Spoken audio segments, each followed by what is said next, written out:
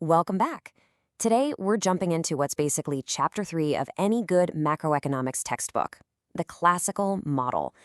You can think of this as the original blueprint for understanding what drives a nation's economy, the very foundation that thinkers like John Maynard Keynes would later challenge. So let's get right to it. What's the real driver of a country's output? Is it how much money is floating around, government spending, or is it something else, something more real?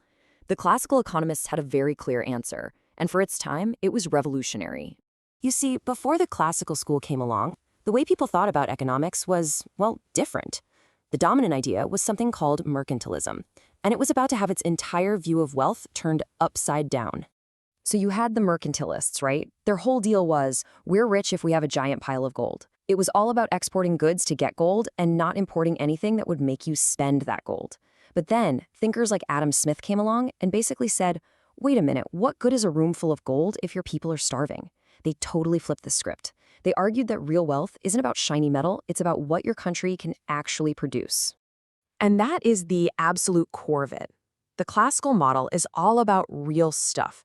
If you want to know what an economy can do, you don't count the money, you look at the real factors, the factories, the workers, the technology. So to actually build this model, where do you start? Well, the classicals started right at the source, right on the factory floor. They asked, how do we actually make things? And they came up with this really elegant concept called the production function. Honestly, just think of it like a recipe. It says your total output, we'll call that Y, is just a function of your ingredients. And the main ingredients? Capital, K, which is all your machines and buildings, and labor, N, the number of people working. For now, let's just say our amount of capital, our factory size, is fixed. That means the only way to get more output is to hire more people. Okay, let's put some numbers to this. Picture a factory. You hire one worker, you get 10 units. You hire a second, you get another 10. Awesome, things are humming along. But then, you hire a third. Now total output goes up, yeah, but that third person only added 8 units. The fourth only adds 5. See what's happening? That extra bit of output you get from each new person, that's called the marginal product of labor, or MPL.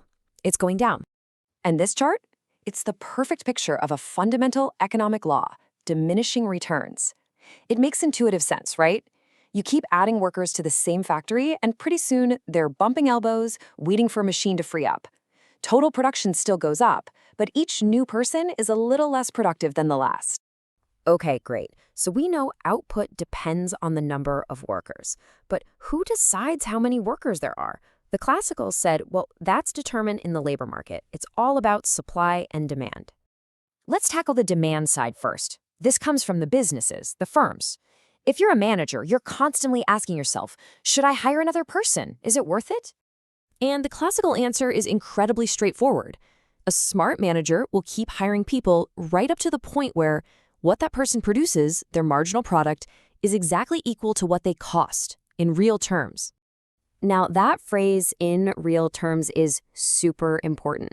We're not just talking about the number of dollars on a paycheck. We're talking about the real wage. And all that is the money wage you're paid divided by the overall price level.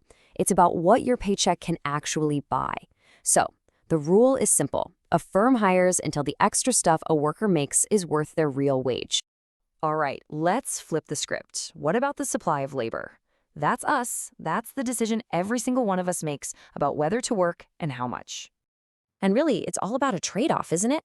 The more you work, the more you earn. The less you work, the more free time or leisure you have.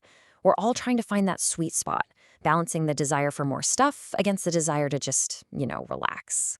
So how does the real wage play into this? Well, think about it. If the real wage goes up, every hour you spend not working becomes more expensive. You're giving up more purchasing power for that hour of leisure. So, the classical model says that generally, when the real wage rises, people are willing to supply more labor. The trade-off shifts in favor of work. Okay, so we've got firms that want to hire, and we've got people who are willing to work. The magic happens when these two sides of the market come together. So let's put it all together. The demand for labor slopes down. The lower the real wage, the more people firms want to hire. The supply of labor slopes up. The higher the real wage, the more people want to work. And just like any market you've ever studied, where those two lines cross, that's our equilibrium. And at that single point, the market determines two things: the equilibrium real wage for the whole economy and the equilibrium level of employment. The classicals called this full employment. And here's the cool part. Once you know that number of workers, you just plug it back into that production function we talked about, and boom, you've determined the total output for the entire country. It's a neat, closed loop. Now, this whole logical system leads to a really powerful and, frankly, pretty shocking conclusion about how the economy works. It's a conclusion that would dominate economic thinking for a very long time. Let's do a little thought experiment. What if tomorrow morning you woke up and every single price and every single wage in the country had magically doubled? The cost of your coffee doubles, but your salary also doubles. Would you change how many hours you work? Of course not. Your real wage, your purchasing power, is exactly the same as it was yesterday, so your decision doesn't change. The labor market snaps right back to the same number of jobs. And this is the big reveal, the ultimate classical conclusion. If you graph an economy's total output against the price level, you just get a straight vertical line.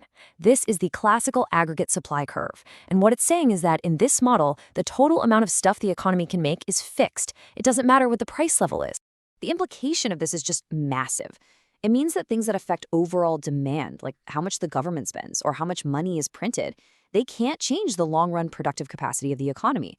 Output is determined only by the supply side: your technology, your capital, and how your labor market works. But, and this is a huge but, this whole beautiful, elegant model hangs on one key assumption: that wages and prices are perfectly flexible, that they can adjust instantly to find that equilibrium.